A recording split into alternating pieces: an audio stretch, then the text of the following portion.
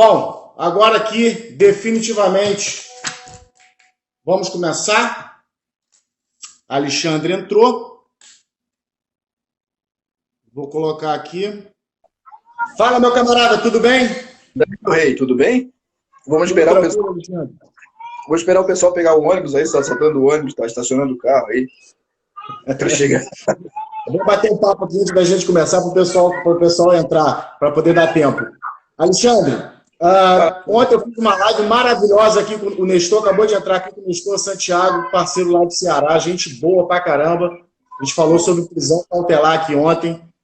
Foi bem bacana conversar com o Nestor ontem. A gente está fazendo essa sequência de live aí, cara, bem bacana. Eu percebo também que você está fazendo várias lives, mas cada dia está fazendo uma. Como é que tá a tua rotina de live aí? Cara, eu tenho um problema sério de dizer não, né? Então eu fico com pena das pessoas, aí o cara me manda mensagem, pede, eu fico com pena, mas eu tenho feito live de 20 minutos, 30 minutos, mas ontem nós fizemos 8, 9, eu acho, 9 lives. Mais um coisa, e aí tá aí. Mas agora eu vou dar uma parada, porque eu levei o cartão amarelo já, então eu disse, ó, tu para um pouquinho de fazer live, tu vai voar no Covid aqui, então... Você tá com as crianças? Não, tô com a mulher e com o meu enteado, o Caio, a gente tá a 1000 por hora aqui. E eu também tava atualizando o livro, a Fernanda tá me...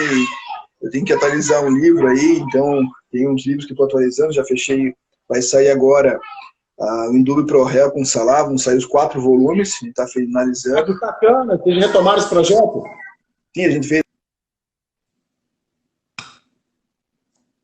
Agora tá saindo 4, vai ser um pacotezinho do Indúbio Pro Réu. Vai ser bem legal, a gente está fazendo isso. Estou atualizando com a Ana Cristina o livro lá de arte infracional, que saiu a última edição em 2012. Então está sendo bem produtivo, aí, tem feito bastante coisa. Ana Cristina Mendonça? Ana Cristina do Rio de Janeiro, que é do SEDEC, fez doutorado no Paraná. A Ana Cristina Brito, ela fez a atualização da 2ª edição comigo. E está saindo um livro também com inteligência artificial com o Daniel, um com a Bárbara, ou seja, eu devo sair, eu já entreguei para a Fernanda 4 livros aí dessa pandemia e devo chegar aí uns 12, se der tudo certo. Então, você também não escreveu, né, Alexandre? Para escrever igual você, só você, não tem como não, cara. É impressionante. Não, cara, é porque a cabeça, se tu não escreve, a cabeça pira, né, cara? Então a gente tem que estudar, tem que fazer as coisas, mas é que tinha muita coisa na agulha para finalizar e que tu não tinha tempo, mas agora como tu não vai voar para os lugares, não tem congresso, tu acaba ficando em casa e aí aproveita o tempo, põe no computador e vai embora. Fiz um com o Cane também, vai sair um textinho bem legal com o Cane, o Luiz Eduardo Cane, que é um dos caras que eu mais admiro hoje, uma mente brilhante mesmo. Enfim, aquela coisa sempre com o Ju, sexta-feira, e o Auri, com aquela coluna com a Jana Matida, com a Raquel. Como é que tá o Criminal Player? Pô, o Criminal Player, cara, o Criminal Player, a gente tem agora, a gente fez um levantamento hoje, a gente tá com 250 mil ouvintes, cara, a gente tem hoje um público fiel, significativo. A gente não conseguiu ainda, por força da pandemia, deu uma parada na divulgação, mas porque a gente acabava falando sempre em congresso, isso, mas tem o teu episódio lá que nós fizemos, gravamos naquela doceria no Rio de Janeiro. Como é que é o nome daquela doceria? Ágata. Uma doceria maravilhosa naquela galeria lá em Ipanema. Então, a doceria Ágata, cara. Se tem um bolo bom nesse mundo, aquele bolo da Ágata em Ipanema, no Rio de Janeiro. E foi muito legal, e aí a gente estava gravando o nosso podcast sobre prisão, e aí vinha criança berrando para querer um pedaço de bolo. Foi muito bom, cara. Foi divertido. Lembra, a primeira live que eu fiz nessa sequência, eu fiz com o Jacinto, né, com o professor Jacinto, mas foi a coisa mais engraçada até ele se adaptar com o Instagram, que eu liguei para ele antes e falei assim, professor, já está dominando a arte do Instagram? Ele... Porra, mas tem mais de 1000 convites aqui, eu não sei mais o que fazer com isso aqui, eu só quero fazer a live. Aceita tudo, chama a Aldaci que ela resolve, a Aldaci resolve. Se não fosse a Aldaci, não resolvia nada. O Jacinto é um figuraça, eu fui fazer um Criminal Player com ele, tá lá também, tem muita coisa acontecendo, né, nesse nosso mundo muito maluco. E aí o que vai acontecer depois disso é que eu tenho alguma dúvida que aquela nossa vida insana de congresso com 500, 1.000, 2.000 pessoas, congresso que a gente já fez de 5, 6 mil pessoas, vai se consolidar, né? Até porque talvez a tendência seja diferente e eu não sei o que vai dar, mas me parece muito legal esse nosso novo modelo. Agradeço a Bracrim, ao nosso presidente, a Thaís também, que fez, Elias Matar, que fez esse convite, e poder participar contigo, que é um cara que eu gosto muito, admiro bastante. Fico pensando, né, como é que deve ser difícil para ti não surfar, né, cara? Porque tu é um cara que... Eu passo na praia, olho para a praia e não pode entrar no mar. Literalmente, a polícia militar daqui está prendendo por desobediência. Ela te avisa, primeira, segunda, na terceira ela prende por desobediência. Mas, cara, eu acho que até que tu é paneleiro, né, cara? Como tu é paneleiro, tu é meio mentiroso, tu não sabe surfar nada, não surfa nada, ele não surfa nada. Na primeira abraçada ele não vale mais nada, ele não surfa nada, ele não surfa nada. Você sabe que eu surfo muito. Mas, Alexandre, deixa eu te falar uma coisa, cara. Aqui já te apresentando para o pessoal aí. O Denis Sampaio, você conhece o Denis, né? Óbvio, né? Claro, o Denis é o maior paroleiro que existe, caoseiro, porque ele fica falando que vem, nunca vem. Mas ele surfa muito igual a Copacabana. Que não tem onda, né? Mas, ó, para quem está assistindo, o Alexandre é um dos grandes responsáveis pela minha trajetória acadêmica, um cara que lá atrás, quando eu estava começando, me estendeu a mão, me puxou, falou, vamos escrever, gosto do teu estilo, você tem futuro, e assim, hoje a gente está aqui conversando, e talvez, Alexandre, por sua causa, por você ter feito o que fez comigo, eu procuro sempre fazer isso com aqueles que estão começando, sabe? Claro. Então, assim, tem muita gente que hoje vem falar comigo e fala, porra, cara, ninguém acreditava em mim, você acreditou. E eu sempre falo, pois é, o Alexandre uma vez fez isso comigo. Ele também, ninguém me conhecia, ninguém acreditava, ele acreditou, e aí hoje a coisa fluiu, e por que não fazer isso com o próximo? Mas quem não conhece... Mas tem uma coisa que às vezes as pessoas não entendem, é que ao mesmo tempo que tu tens essa postura, eu sei que eu fui muito duro contigo em muitos e-mails que você mandava escrito. Eu dizia, ó, tá uma merda, para de fazer isso. E o que é mais legal é que tem gente que fica, que quando você faz uma crítica, e o mais legal de poder fazer a crítica acadêmica, eu digo, ó, aqui faltou leitura em tal coisa, que você estava se formando, você tinha recém feito mestrado. Então, o mais legal é que eu participei da tua tese, pude coroar na tua defesa de tese um amadurecimento teórico que é sofisticado. Então, o meu desafio, às vezes, é que quando a gente é honesto com algumas pessoas, que também devem ser honestas conosco, é que as pessoas não levam a sério. A nossa ideia de construir é nesse desafio. Sabe o Ayrton Chaves, né? O Ayrton Chaves. Sim, claro. Óbvio. Lá de Itajaí. Ganhou o prêmio CAPES, a tese dele foi premiada pela CAPES como a melhor tese de 2018 e tal. Ele, na primeiro e-mail que eu respondi para ele como orientador, ele chorou. Eu não estava lá, mas que tinha testemunhas que ele chorou. Por quê? Porque o e-mail tem que ser duro, afinal de contas, a gente tem que produzir alguma coisa. Eu disse, ó, abandona tudo, deleta essa porra, vamos começar do zero e vamos começar assim. Então ele foi lá, leu o que tinha que ler, fez um baita de um trabalho, está publicado pela Tiran, ele fez um baita de um trabalho, ganhou o prêmio CAPES. Por quê? Porque a nossa ideia de construir academicamente parte de uma coisa, eu não posso dizer para todo mundo que está tudo bem, que está tudo legal, e o nosso desafio é sempre construir. E essa crítica é uma crítica sincera, assim como eu recebo muito, o Jacinto vive dando pancada em mim, afinal de contas... Isso que você está falando é sensacional, porque assim, um dos seus e-mails, eu lembro perfeitamente, eu tinha escrito um artigo, você falou assim, cara, tá tudo errado, horrível, deleta esse arquivo, escreve de novo e me manda. Eu falei assim, tá ruim. É porque assim, a gente também tem uma coisa que a gente tem que entender, que é a ansiedade de quem está começando, que é muito difícil. Você tinha assim, você teve um trabalho de escrever um artigo muito bom, você pesquisou, construiu o artigo, reescreveu. Logo na sequência da euforia do pós-artigo, tu quer produzir outro. Mas às vezes não tem um amadurecimento de ter um texto que possa ser compatível. O grande desafio que eu acho que é o mais legal hoje é que a gente tem muitos sites para publicar e é construir um raciocínio que possa ser como um Lego, juntar um pedacinho, não querer fazer todo um artigo em 2 páginas, mas sim alguma coisa que vá juntando um pedacinho com outro e mostrar que é uma construção. Então eu tenho uma admiração por você também, Miranda.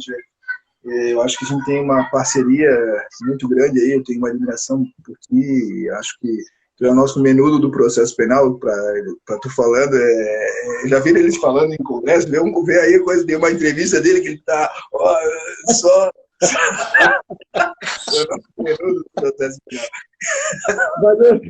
Alexandre é foda, ele sempre tem que me zoar com isso. Mas, cara, é isso, eu fico feliz da gente compartilhar isso com o pessoal que está assistindo, até para animar e incentivar quem está começando, porque é assim que funciona a construção, é assim que funciona, é assim que é no começo, a gente precisa de alguém que possa dar a mão, e quem está recebendo essa mão também precisa ter humildade de parar e ouvir quem está dando a mão, senão não adianta, né, bicho? Quer ver uma coisa muito legal? Eu tive o Denis Sampaio. O Denis Sampaio, eu acho que é o exemplo disso. O Denis escreveu uma dissertação sobre verdade que ele não hoje subscreve. Ele resgatou, estendeu as mangas, foi para o Geraldo, foi para Portugal. Ou seja, a gente faz o quê? Muita coisa que a gente acaba descobrindo, escrevendo, a gente vai para trás. Eu tenho vergonha de muita coisa que eu já escrevi. Naquele momento, era o que eu podia dar. Mas depois tu vai atualizando, tu vai pensando outras coisas, vai tendo contato com novos autores. Mas é o grande desafio, né? É levantar a manga.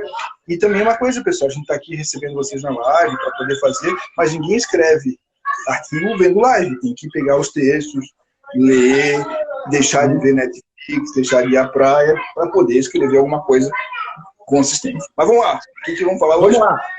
Alexandre, é o seguinte, proposta da nossa conversa hoje é acordo de não persecução penal. Então, assim, essa é a minha provocação. Veja, a gente já participou daquele evento lá na OAB do Paraná, que a gente falou sobre isso, e o que eu queria começar a te provocar é o seguinte, nós temos hoje dois tipos de processo na prática, você escreve isso no teu livro, eu acho muito interessante a forma que você coloca. Nós temos processos para tipos de crimes. Nós temos um tipo de processo muito duro para um tráfico, um processo menos tão duro assim, para outros tipos mais considerados menos graves, e assim sucessivamente. E aí, no meio dessa loucura toda, foi trazida essa questão da justiça negocial para o nosso meio.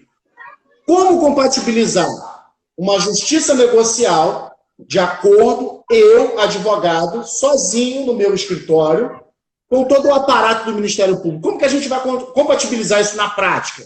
Que a proposta é essa, é colocar na prática aquilo que a teoria vem trazendo. Bom, então eu vou te dar uma resposta, uma discussão teórica que nós tivemos lá atrás, foi sobre a compatibilidade teórica.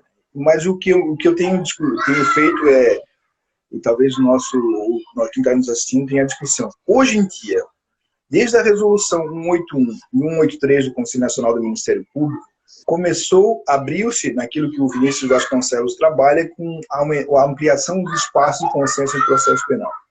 Esse aumento do espaço do consenso não veio com a devida adequação de paridade de armas. Então você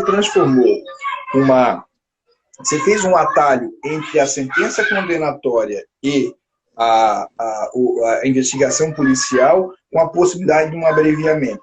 Esse abreviamento, em todos os sistemas que você já estudou, chileno, uruguaio, espanhol, argentino, a depender do estado, você tem esse abreviamento com regras bem claras, de um processo acusatório, em que o Ministério Público tem ampla disponibilidade da ação penal, em regra, que você tem um Ministério Público com uma consciência da sua função no processo acusatório, uma magistratura que se demite da função inquisitória, da função de busca de verdade, de secretário de Segurança Pública togado. Então você tem uma construção democrática do que seriam os lugares de cada um. Quando você foi ao Chile, você foi ao Uruguai, percebeu, a gente tem o Leonel, que é o grande parceiro nosso do SEJA, que em todos esses lugares, o grande desafio foi fazer uma modificação não na legislação, mas na cabeça de cada um dos personagens que ali operam. O Chile demorou 5 anos para fazer uma transição adequada, e um país menor do que o nosso, com grandes centros, uma densidade populacional menor, que teve de demorar 5 anos para poder fazer uma implementação e uma efetiva mudança de cultura. Nós não temos a mudança de cultura, nós não temos uma legislação adequada, mas nós temos uma novidade. Uma novidade que, queiramos ou não, o artigo 28A está em vigor no Brasil em 2020. A minha pergunta, então, além das questões teóricas, é como eu posso ajudar os advogados a ter competitividade nesse atual momento, se eles têm um caso que é possível, em tese, a negociação. Como a maioria de nós, nem eu nem você, fomos formados em negociação, a gente aprendeu a negociação no processo penal naquela falcatrua que é a Juizado Especial Criminal. Na 9.099, nós temos dois espaços, um da transação penal do artigo 76 e também da possibilidade da negociação, do acordo, e depois na suspensão condicional do processo, que se aplica a todos os procedimentos cuja pena inicial seja 1 ano, como, por exemplo, o estelionato. Então, aplica-se no procedimento do juízo comum. Mas, em todos aqueles casos, a nossa percepção é uma percepção única. A gente vai para uma audiência em que o juiz e o promotor, ou em geral o promotor sozinho está lá, ou o estagiário, o conciliador, e faz uma negociação muito rápida, uma negociação de pegar ou largar. É naquele momento, a proposta é essa, dá um descontinho, protrai o pagamento, e essa noção que foi sedimentada desde 95, a Lei 9.099, não é a lógica do acordo na persecução penal. Então, eu tenho visto muitos advogados esperando uma audiência para fazer o acordo na persecução penal. Isso é de uma ingenuidade tamanha, não entender o que é uma dimensão do acordo na persecução penal. E para isso eu vou dizer para vocês o quê? O acordo na persecução penal é uma possibilidade que você tem que imaginar quando você compra um apartamento, quando você compra um imóvel, ou compra um carro mesmo, o carro é mais simples, pode ser mais legal.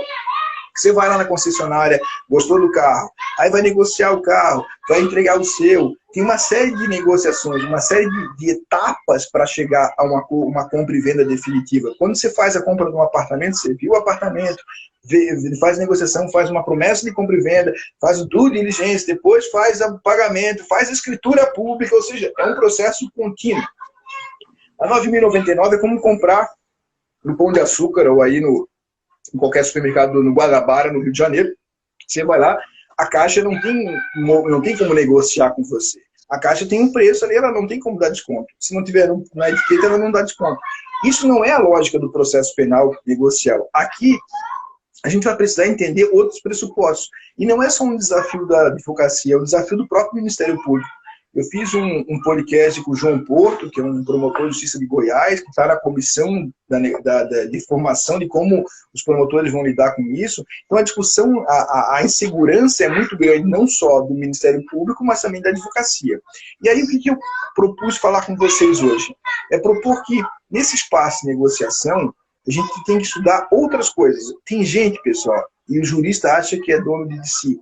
Tem gente que estuda administração, tem gente que estuda economia, tem gente que estuda uma coisa chamada negociação. Dentro da negociação existe a negociação complexa, que é a negociação que se dá por etapas. Tem várias escolas de negociação. Então ninguém nasce de uma hora para outra negociador. Se você não sabe, tem que aprender a negociar. Tem que estudar um pouco sobre isso. Eu tenho falado muito sobre isso, dizendo que é muita ingenuidade você, porque se formou, porque sempre atuou no processo criminal, achar que vai poder fazer acordo na persecução penal, porque você não entendeu a dimensão do impacto dessa questão. Nós temos uma referencial que é americano, sim, é plea bargain? Não é. O Blake escreveu um livro bem legal, não é plea bargain, mas inspirado nele. Então, se a gente vai ter uma inspiração nele, como é que a gente vai poder entender? Eu tenho sugerido no meu livro que nós temos 3 perfis de promotores. O promotor que é rocha, que vai dizer assim, ó, aqui a minha proposta é 3 anos, multa de tanto e não negocio. Pegar ou largar. Tens até sexta-feira para me dar a resposta, se não der, eu vou denunciar. Essa é a proposta dele. Tem um segundo promotor, que é aquele que não entendeu a dimensão, que ele é muito flexível, que ele vai poder negociar amplamente, dizer, não, mas vamos pensar aqui, vamos pensar lá. E tem o terceiro, que é o padrão, que deveria ser uma coisa, que é o flexível. Para entender o flexível, a negociação tem que ser uma negociação de ganha-ganha. Se a pena no final vai dar 4 anos, vai dar 3 anos, por exemplo, eu não tenho como negociar como advogado 3 anos. Eu tenho que estabelecer um juízo em que você ganha uma condenação imediata, uma confissão, vai não ter uma batalha processual, mas o meu cliente também tem que ganhar. Quanto é que é esse percentual que o meu cliente ganha? Quanto é que eu tenho de multa? Só que você, quando vai negociar com o Ministério Público, tem que perceber o seguinte, imagina o Minagé, eu sou o advogado, o Minagé é o promotor. Eu chego lá para falar consigo, e essa é a dimensão, a negociação para fins de acordo na persecução penal é em gabinete, não é em audiência. Você entrar no gabinete, falar com o assessor, falar com o promotor, para mostrar para ele, ó, aqui nesse caso, O que você ganha e o que eu ganho. Mas para que você possa ter um padrão de negociação, você tem que saber com o seu cliente antecipadamente duas questões. A primeira, nós vamos trabalhar passivamente ou ativamente. Como é que significa isso? Não tem mais instrução. Nós estamos falando de uma confissão de culpa antecipada e aplicação de sanção direta. Então não tem como discutir prova, não tem como ouvir testemunha depois, não tem como fazer nada. Nós vamos fazer o quê? Uma investigação defensiva, como o Gabriel Bulhões fala, como tem vários autores do Edson Baldan, fazer uma investigação defensiva para quando eu chegar com o promotor Tiago Minager, poder dizer, bom, aqui nós vamos negociar por isso, durante a instrução nós vamos juntar esse depoimento aqui que está colhido conforme o provimento 188, tem essa perícia que desqualifica uma prova, ou seja, eu tenho que, para chegar para negociar, ou eu levo já aquilo que eu vou produzir, e já de uma maneira qualificada, na forma do provimento, ou eu vou de mãos vazias. Quando você vai de mão abanando, você vai ter que negociar só pelo benefício que ele terá de não ter o processo. Mas se você já consegue mostrar toda a dificuldade que terá para superar o estándar probatório, como a nossa colega Janaína Matilda fala, você terá um benefício. Só que para fazer isso, tem que ter um orçamento, tem que saber quais as perícias que você pode fazer. Eu fiz uma live com o Roberto Mesa, que é perito judicial, que é muito legal. Hoje, a quantidade de perícias, laudos que você pode fazer é assustadora. E a maioria dos advogados não sabe. Então, você tem um cliente que às vezes pode diminuir pena, porque você pode apresentar algum elemento e não tem. E o mais desafiador é que isso não é caro, Inagé. Você tem que pensar que não é caro. Tem hoje perícias muito simples, Etos Brasil faz coisas com isso. Então, você tem uma postura. A primeira questão é: você tem uma postura passiva ou uma postura ativa? A defesa está acostumada a ser uma postura passiva, vou me defender no processo porque é a presunção de inocência. Aqui não tem porra nenhuma de presunção de inocência, lembrem-se disso, cara. Aqui é uma negociação sobre a cor de pena. Aqui você tem alguém que vai confessar no limite do processo e que vai sair cumprindo pena depois. Então aqui não tem como ficar na questão passiva, não tem como jogar dessa maneira. A percepção desse novo nuance é entender que você precisa ter cooperativo, que assim, eu briguei 10 mil vezes com o promotor, já xinguei ele em julho. Porra, não pode ser eu que vou negociar com ele. Tem que ser um advogado que tenha a possibilidade de dialogar sem que rusgas anteriores aconteçam. Mas não deveria ser assim. Que mundo você vive? O processo penal baunilha? Não dá. Então, nós temos que cada vez mais construir advogados que possam entender a dimensão da negociação, entender o que é uma negociação complexa. No meu livro, no Guia do Processo Penal conforme a Teoria dos Jogos, eu acabo trabalhando em 4 etapas sobre, usando a ideia do Maturidi de negociação complexa. E a gente precisa entender quais são os lances de uma negociação. Como é que se blefa, como é que se faz ameaças, pegar ou largar, com prazos.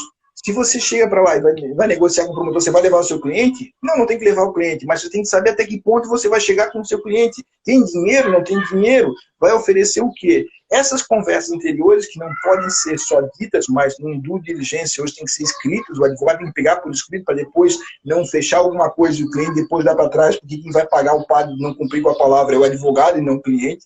Então você tem uma série de cuidados que devem ser feitos, porque não é você chegar com o promotor, fechar um acordo, e dizer, vou trazer o meu cliente para confessar, para ganhar essa pena, e o cara dá para trás, quem paga a conta de embusteiro é o advogado, o cara que não tem a palavra, porque veio conversar sem ter as grandes condições. Então é alguma coisa muito mais complexa. E nesse sentido, você tem que usar a criatividade. Uma das coisas que mais me causa medo, que também é uma das coisas que mais me dá conforto, é o inciso 5 do artigo 28A, que é cumprir por prazo determinado outra condição indicada pelo Ministério Público, desde que proporcional e compatível com a infração penal imputada. Então aqui criou-se no sistema brasileiro uma das coisas que é mais criticada, que é a possibilidade de pena sem previsão legal. As penas estão lá no artigo 33, 32, 34, 35, 46, do Código 43 do Código Penal. Aqui, nós criamos aquilo que o sistema americano trabalha como sendo a possibilidade das penas não típicas, penas atípicas. E alguns sistemas americanos é muito complicado, porque o cara tem que usar uma camiseta, eu sou furtador, eu sou não sei o quê, andar com um adesivo, se mudar, ou seja, tem coisa que não dá porque viola a dignidade. Mas tem muitas coisas interessantes, por exemplo, Hoje em dia, o Marcelo Carlin, que é meu colega da magistratura, está fazendo uma tese, ele foi fazer uma tese que é muito legal, porque ele foi procurar no mundo as penas que não tem no Brasil. Porra, como é que eu posso usar uma pena que não tem no Brasil? Ato infracional. Por exemplo, um crime de calúnia e injúria na internet. O que é mais legal? Eu dar uma pena para o cara ou ficar o cara de gancho 6 meses, 1 ano, que ele não pode usar com nome próprio a internet? Ele não pode ter perfil. Eu não posso suspender o perfil do sujeito. Eu não posso dar punições vinculadas à internet, de proibir que ele faça contrato com provedores. Ou seja, uma coisa simples como essa, ato infracional. Dar uma advertência para o guri, um ato infracional hoje no âmbito do ECA. Não seria mais legal proibir o guri de ter Facebook, Instagram, por TikTok por 6 meses, por 3 meses? Essa não seria uma medida educativa muito mais eficaz no mundo atual? Então, o Carlin foi buscar essas possibilidades. E isso pode ser usada, por exemplo. Pode ser usada.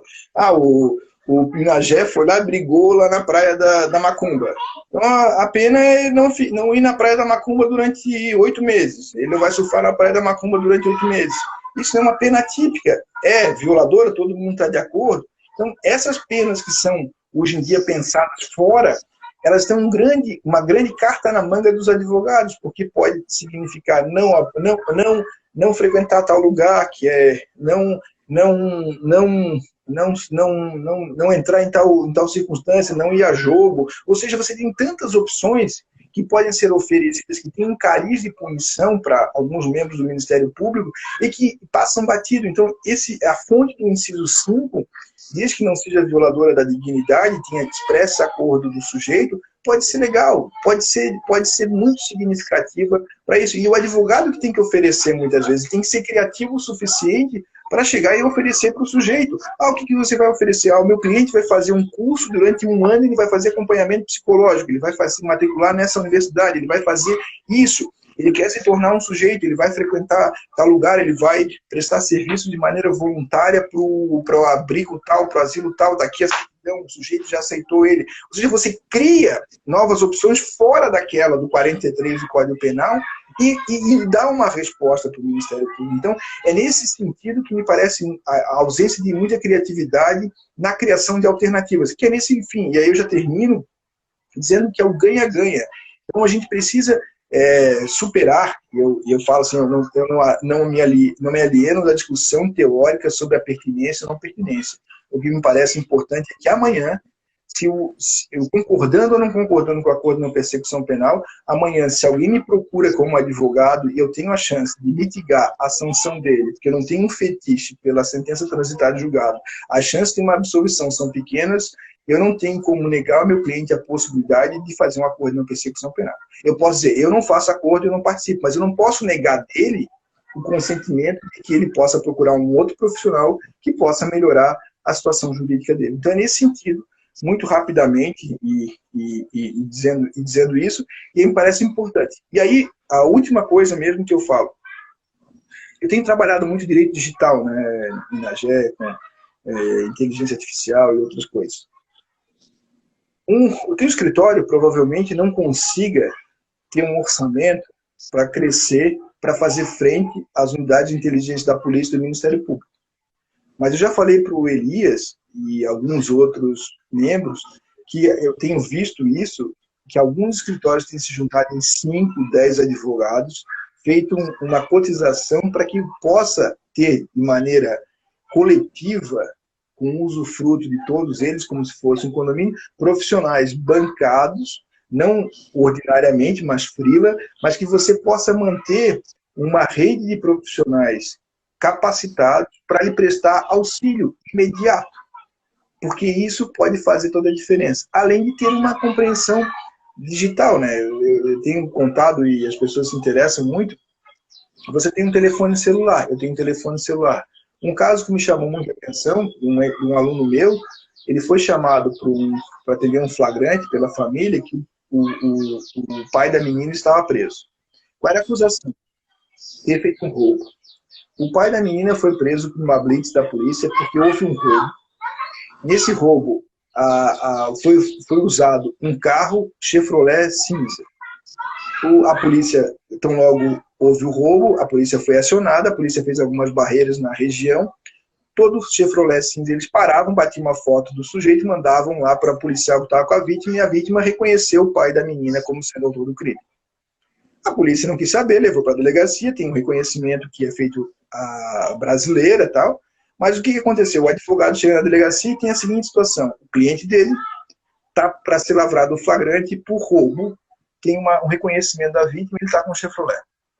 Ele vai falar com o sujeito, e o sujeito diz, não fui eu. Ele pergunta para o cara, o advogado 3.0, vai procurar, dá documento, vamos atrás, vamos pedir liberdade, vamos fazer as coisas. Ele fez uma pergunta única, assim, não foi o senhor, não fui eu. O seu celular o senhor tinha celular? Tem o meu celular. O seu celular está onde? Está com uma polícia. Então eu pergunto, qual é a senha do seu celular? Me dar uma autorização aqui, autoriza que vai abrir o sigilo. Pegou o celular, que era um Android. Perguntou, delegado, seguinte, não foi o meu cliente, aqui está a senha do celular dele, o celular está com o senhor, ele não está comigo, o celular está com o senhor. A polícia apreendeu o celular dele, essa é a senha, abra o aparelho, tem o rastro digital dele hoje, então o senhor podia pegar o rastro digital, abrir o celular, no Google tem o rastro digital, na hora do crime, que foi a hora do crime, tal hora. Aqui, ó, nessa hora o carro estava passando por tal lugar.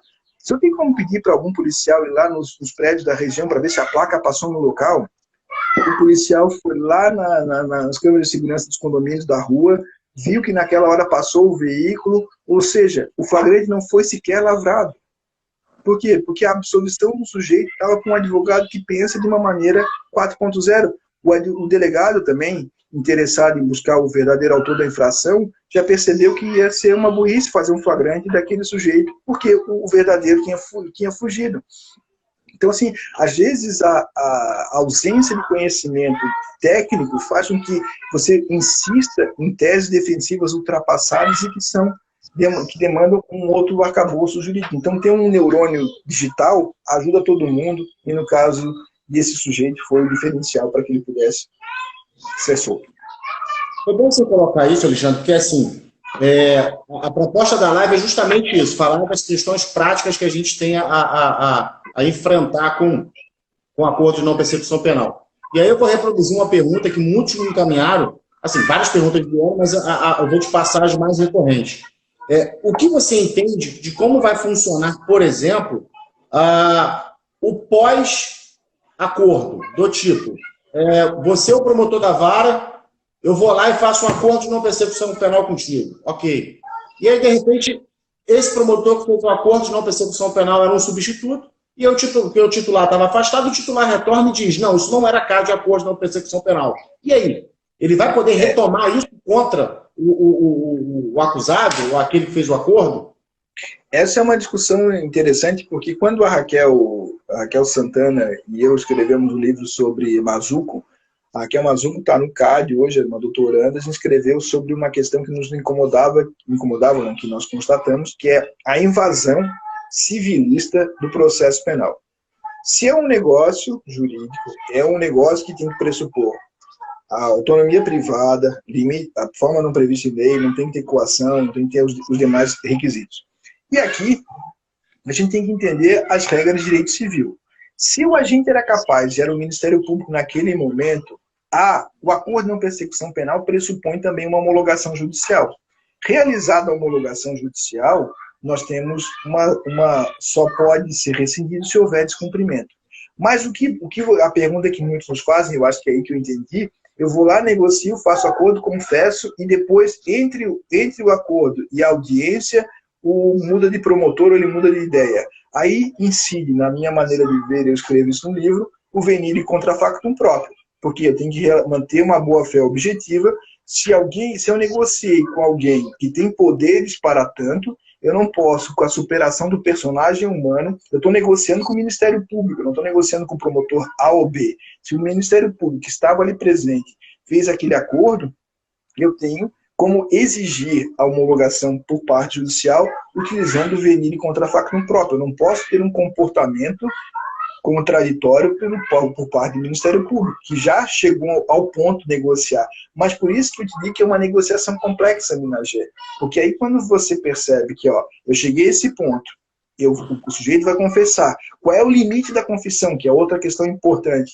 A confissão tem uma função para ser usada no processo ou é só para aquela finalidade? A gente defende que a confissão é para aquela finalidade, que não poderia ser usada contra a gente num futuro processo, caso rescindido do acordo de não persecução.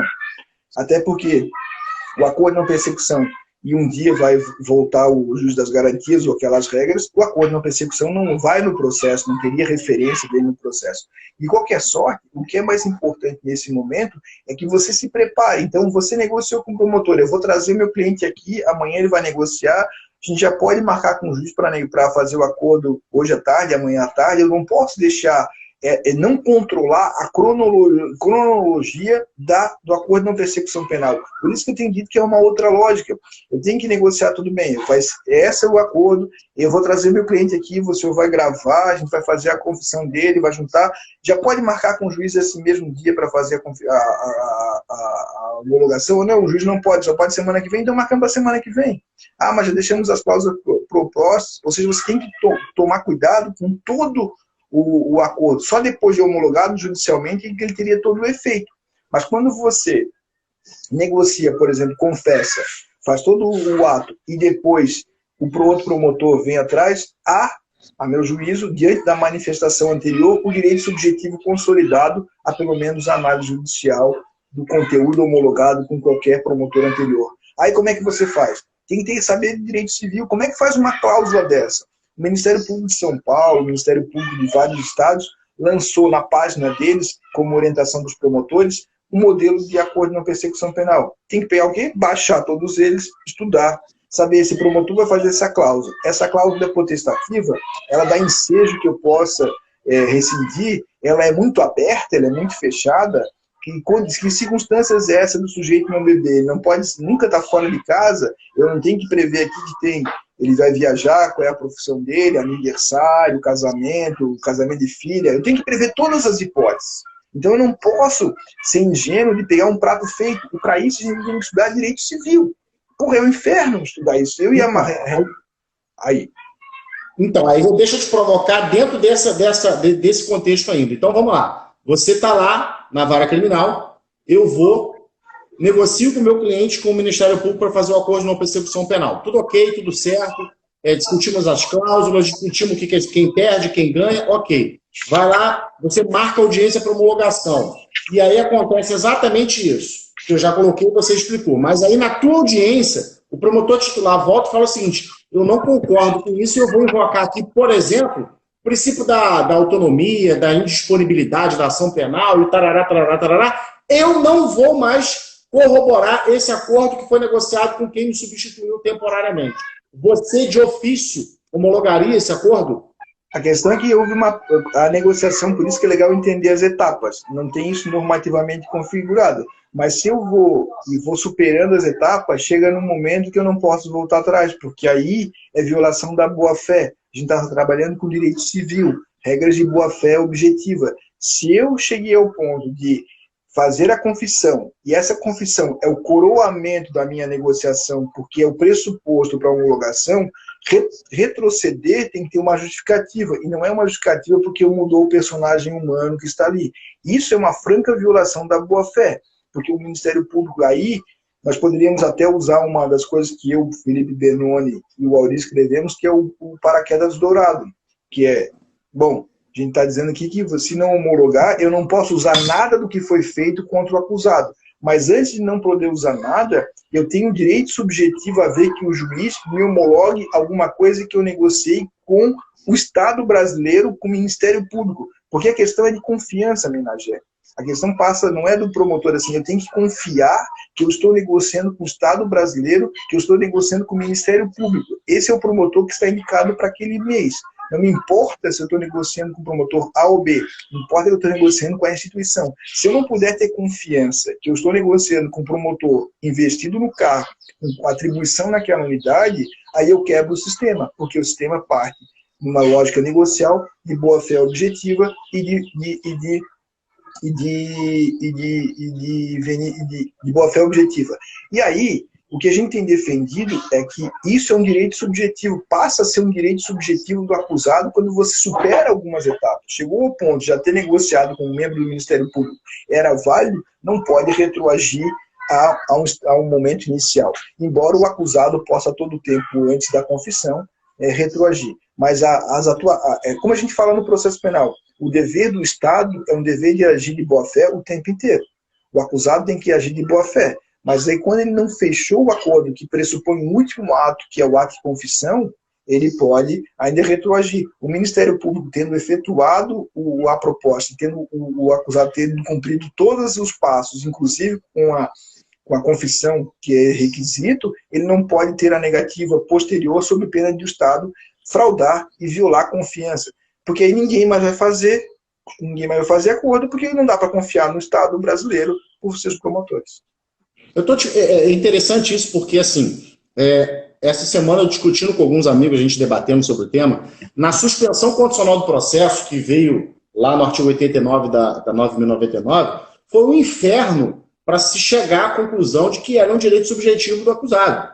Então, assim, acabava que naquele contexto que nós vivíamos, se o promotor simplesmente na audiência chegasse, olhasse para a minha cara e falasse, eu não vou propor suspensão condicional do processo, o juiz não podia de ofício conceder, e aí ficava aquela guerra até chegar no STF, até chegar no STJ, para se pacificar isso, etc. Então, assim, a pergunta basicamente é prática. Uma outra questão que eu queria trazer para você prática é como que você enxerga a possibilidade de um acordo de não persecução penal já na audiência de custódia?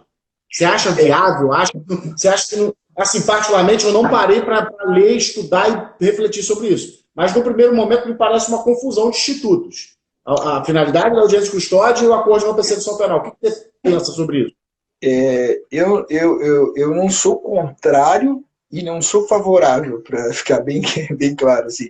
Eu acho que não se pode fazer disso existe um projeto de lei que até eu fui no Congresso Nacional, que era para proibir a colaboração premiada de pessoas presas. Né? Então, existe um projeto sobre essa finalidade. E por que eu fui contrário? Inclusive, na comissão eu falei contrário. Porque existe uma manipulação que é quando se prendia para fins de delação. Então, você prendia para o passarinho cantar. Isso é, francamente, violador.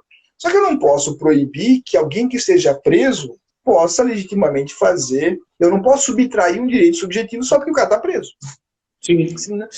Senão alguém condenado numa ação tivesse mais 10 processos, nunca poderia fazer delação porque estava preso. Uma coisa é o uso manipulado da prisão e outra coisa é a utilização desse instituto. Mas vamos pensar, fazer uma pergunta já um pouco interessante. Na maioria dos casos que a gente tem, de acordo com a persecução penal, o cara está preso ou não está preso? Normalmente não está. Não está preso. Não, então, assim, não está. No acordo de não persecução penal de um advogado, que é meu amigo, que leu todo o Teoria dos Jogos, o que ele percebeu? Ele percebeu que você tinha, às vezes, alguns flagrantes, por exemplo, de drogas, em que você tinha uma acusação de tráfico do 33. E que, ali naquele momento, quando ele propôs usar o parágrafo 4º e dar uma pena de 3 anos em regime semiaberto, foi bom para todo mundo. Então, assim, a possibilidade de negociar, o cara vai querer o quê? O cara vai querer responder um processo pelo 33 caput para no final poder pegar 5 anos e aquela multa horrorosa da lei de drogas, ou ele pode pegar 3 anos e ali já ficou acertado que ele vai ficar 6 meses preso, depois vai ter progressão não sei para onde. Bom, ele pode negociar. Então foi o tiro, assim, ali, a capacidade do advogado de entender naquela dimensão que o juiz e o promotor se livram de uma instrução e julgamento. No final, pode dar um risco de uma condenação de 5 anos, mas ele muda o regime do sujeito naquele momento. Então, quando a Corte Suprema Americana foi trabalhar a questão do plea bargain com um sujeito preso, ele disse uma coisa. A Corte Suprema Americana, que tem sido usado como inspiração. Vem cá, ele tem um advogado? Tem. O advogado está inscrito na OAB? Está inscrito na OAB. O advogado é que vai poder dizer a ele se aquilo é viável ou não, dar uma opinião legal. Então, se ele tem um advogado, ou eu confio nos advogados, ou não confio nos advogados. Se o advogado diz que aquilo é bom para ele, e ele confia no advogado dele, eu tenho que validar, porque aqui é um ato civil. A diferença é quando você pode usar a soltura imediata como um mecanismo de barganha. Diga, não, mas aí eu não quero. Então você usa a prisão, mas você já sabe que vai poder lidar com promotores que atuam assim ou não. Então, como você vai atuar, é que eu não sou favorável a dizer, vamos transformar a audiência de custódia em um grande mecanismo de barganha. Não é essa a ideia, que transforme uma audiência de custódia numa audiência preliminar. Mas eu não sou contrário que, em casos específicos, você possa melhorar a situação jurídica do seu agente com um acordo de não persecução penal. Fundamentalmente, Minagé, porque com o acordo de não persecução penal, entre o Ministério Público e o advogado, você pode dar uma nova definição favorável ao seu cliente, ao agente. Em boa parte dos casos em que vai ter audiência de custódia, a qualificação de um crime de furto qualificado para passar para furto simples pode ser negociada. Então vai se discutir a qualificadora, não tem levantamento local, não tem não sei o quê, tem 2 agentes, um fugiu, vai se discutir no processo se é furto qualificado. Doutor, ele aceita furto simples aqui agora, sim, vamos para lá, vamos embora. Ou seja, você tem um sujeito que vai ter que lutar por uma liberdade e pode lutar por um cumprimento de pena de 2, 3 meses diferenciado. Ou seja, tem toda uma lógica de entender que naquele momento você pode dar uma nova definição jurídica da qualificação do flagrante em face do que teria que ser produzido de prova e um ganha-ganha. Não vai ter que produzir tudo lá e o meu cliente já sai com uma punição mitigada aqui. Então, nesse inciso 5, que eu acho que é o grande desafio do inciso 5, que eu fiz referência para ti, Minagé, é que a gente pode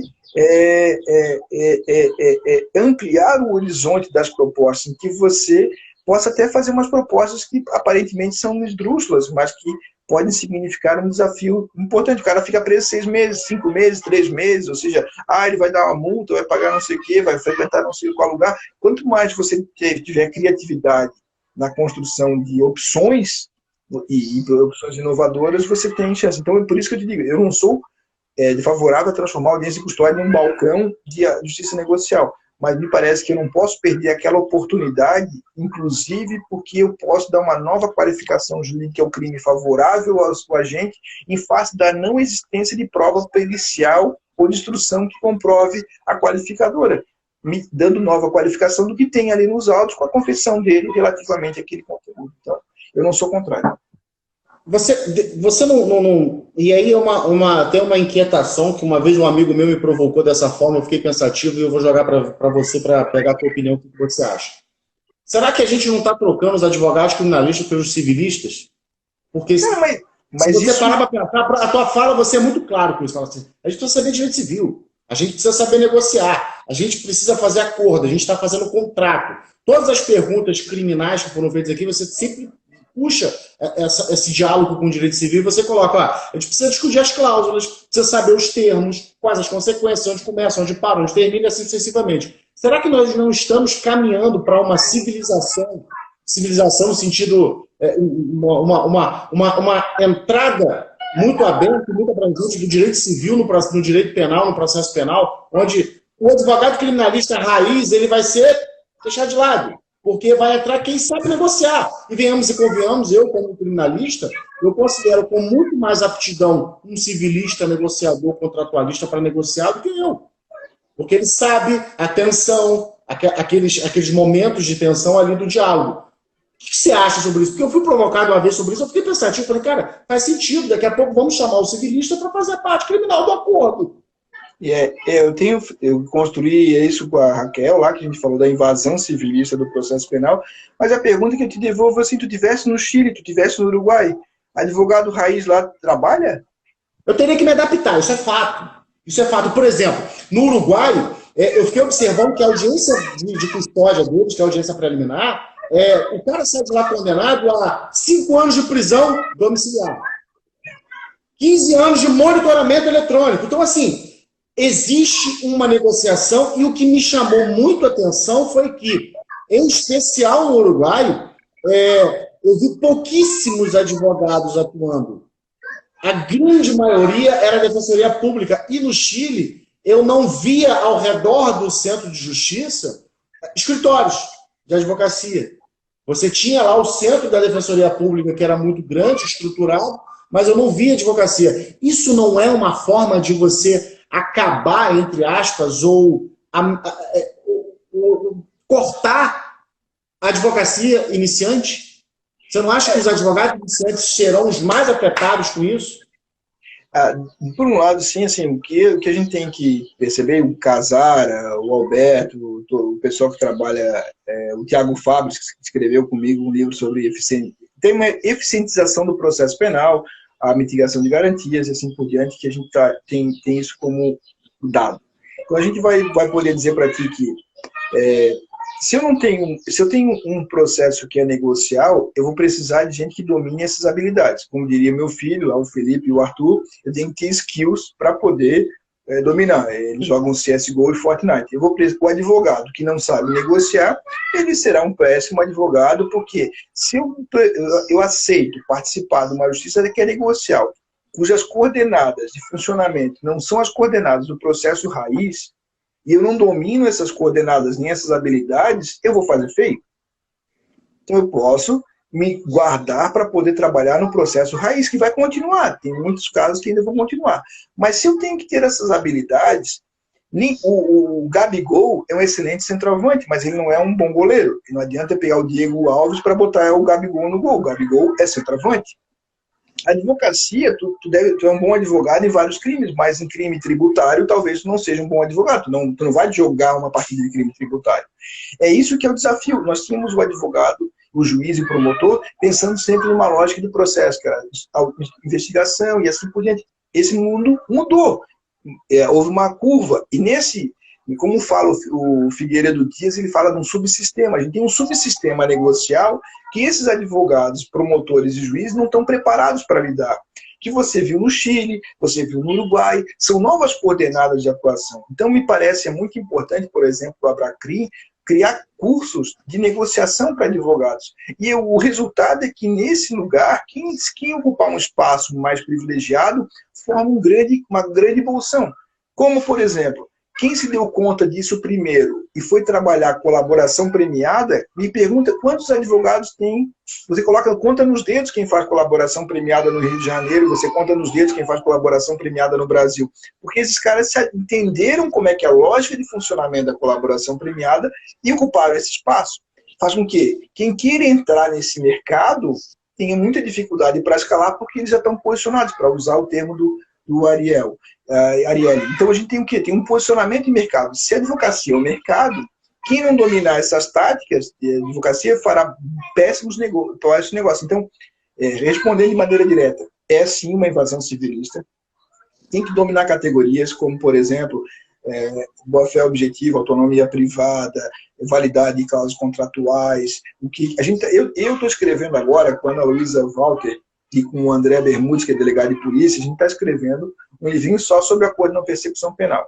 E nesse livro, a gente está colocando as cláusulas e os cuidados que o advogado deve ter com algumas vírgulas, com algum conteúdo aberto, para que ele possa perceber em exemplos onde tomar cuidado. Porque nós não estamos acostumados a fazer análise contratual. E a gente tem que estudar isso também. O segundo caso eu preciso entender, depois disso, como é que se imposto numa negociação. Quais são as etapas de uma negociação? Se eu vou ao Ministério Público, eu tenho que estudar o promotor, e aí é onde eu uso a teoria dos jogos para poder estudar o promotor, qual é o perfil, vale a pena negociar mês que vem? Risco de prisão, eu posso ter que o meu cliente um dinheiro mais quente para poder dar uma entrada só, entregar um bem, ou seja, eu preciso saber o que eu tenho no meu orçamento de negociação e o que eu tenho que saber do meu orçamento para poder ter essa atuação passiva do advogado ou ativa, que é a investigação defensiva. Porque quando você for negociar, você não fica negociando com as cartas da investigação preliminar. Você apresenta novas cartas de maneira, mas não é para dizer, tem isso aqui, vou entrar com habeas corpus, vou conseguir a nulidade. Não adianta ser aguerrido, porque aqui é uma negociação colaborativa. Você quer colaborar e um colabora com o outro. Por isso que são novas coordenadas. Eu concordo contigo que uma vez estabelecido esse mercado, nós teremos dificuldades de entrar nesse mercado. E aí vai ser o que me parece importante, nesse sentido, eu concordo contigo, que no teu escritório, tu vai dizer assim, não, eu quero fazer só advocacia da pancadaria, eu quero ir para a instrução de julgamento. Mas tu vai ter que ter um escritório parceiro que vai só fazer acordo na persecução penal, que é o teu cliente quando chegou, nós temos um acordo, eu vou escalar o cara, vem aqui, que é o teu parceiro, que é esse cara. Porque esse cara é importante em Minas Gerais. Se eu fosse advogado, que eu tivesse alguém que não tem fricção com o juiz nem com o promotor de plenário, de júri, de audiência de instrução, que é um cara que entra sem fricções, ele vai lá e só faz aquilo, não deu certo, tchau, ele entregou o bastão, uma advocacia de revezamento, eu só faço isso. Eu vou negociar com o promotor, eu vou ter uma relação com ele, entender como é que são os padrões de negociação, e aí depois eu entreguei o bastão para o advogado, que é o advogado da instrução, do enfrentamento, do processo, do advogado, como tu chamasse, de raiz. Então é nesse modelo, me parece que a advocacia jovem, em vez de ter problema, ela tem uma grande vantagem, porque ela não tem os vícios da advocacia de litigância. Então, hoje o advogado recém-formado, indo informar, em vez de ficar estudando isso, ele tem um grande espaço de poder entender isso. Ele tem um grande espaço para poder fazer curso de negociação, entender as diversas escolas de negociação. Porra, pegar os vídeos para poder ver como é que é no Chile, tá no YouTube, como é que é no Uruguai, como é que é na Espanha. Ver o material de negociação que o SEJA faz, que muitos lugares faz. Porque você entra numa advocacia que você não tem fricção. Se você já teve problema com o promotor, não adianta o Minas Gerais, ele vai ter que escalar alguém que é o Gabigol do acordo de não persecução penal, que não vai deixar uma cláusula passar batido, que vai fazer due diligence, que vai poder negociar. Então, é nesse sentido que me parece que a gente precisa entender os momentos e as posições da advocacia. Não tem que ir embora, né? Para você, então, na verdade, você não acha que isso seria um problema para a advocacia iniciante, muito pelo contrário, seria algo novo que pudesse, como se fosse um novo nicho de trabalho, né? Isso. Como se fosse algo, uma nova perspectiva do tipo, hoje você forma os advogados na área criminal combativos, predominantemente combativos, e agora você pode formar não só os combativos, como também aqueles que estão ali dispostos a negociar, os negociadores criminais, vamos chamar assim, né? A gente pode patentear esse nome, os negociadores criminais. Isso, então assim, o que acontece? No teu escritório de advocacia, em vez de tu teres um novo combativo, tu vai contratar, a contratação tua é um cara que entende de cláusula, que sabe o que vale, o que não vale, como é que pode fazer uma preparação para um acordo de não persecução. Você tem negociar, tem gente que faz curso de negociadores, a polícia tem negociadores, todo mundo tem negociadores, e por que eu preciso reformar o mapa mental do Minas Gerais para fazer acordo? Não. Ele pode contratar alguém bom que vai fazer isso. Até porque você falou do mapa mental, isso é interessante, até porque a minha lógica de pensamento, a minha lógica cognitiva, eu não consigo, porque a partir do momento que o cara fala assim, não, mas ele tem que confessar aqui e renunciar ao direito de recorrer. A primeira coisa que eu vou falar assim, não vou renunciar ao direito de recorrer, como assim? Eu não vou renunciar a isso. Só que isso faz parte da negociação que eu não consigo pensar dessa forma. É bem bacana você falar isso, porque assim, nós temos muitos advogados iniciantes que estão aqui assistindo, a galera está mandando várias perguntas e tal.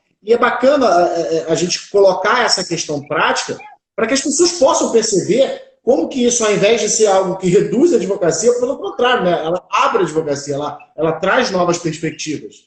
E trabalhar de maneira cooperativa. Então, eu tenho o Juan Carlos Vezula... É o processo civil cooperativo que hoje o novo CPC traz, né? O processo civil cooperativo. É 191. Então, o que eu tenho feito? Assim, eu trabalhei na implementação em Portugal da mediação penal. Então, uma mediação penal em Portugal, eu faço parte, eu sou diretor do Instituto de Mediação e Arbitragem de Portugal, IMAP. Nós estivemos lá e nós participamos de várias atividades com promotores e membros e advogados. O grande desafio é esse, que o que vem com um cacuete, a boca torta do processo combativo, tem muita dificuldade, muitas vezes, em entender como é que é uma negociação cooperativa. É um outro modo de atuar do processo, é um modo cooperativo. Então, eu e o Juan Carlos Vezula, que é um argentino que trabalha no mundo inteiro, a gente tem dialogado para fazer um curso mesmo das noções básicas de o que é uma justiça negociada. Isso nós não estamos inventando a pólvora, né? A gente já tem isso em vários lugares do mundo. O que são as habilidades? 20 então, tá Instagram é sem educação. Então tá bom, ficamos por aí. Eu estou aí no meu Instagram, obrigado pelo papo, foi muito legal, divertido pra caramba. Agradeço a Bracrinha, agradeço a todo mundo, valeu. E o Flamengo continua líder. Só nós campeões esse ano, hein? Não tem jeito, né, irmão? Alexandre, você é o irmão que o direito me deu, eu te amo. Estamos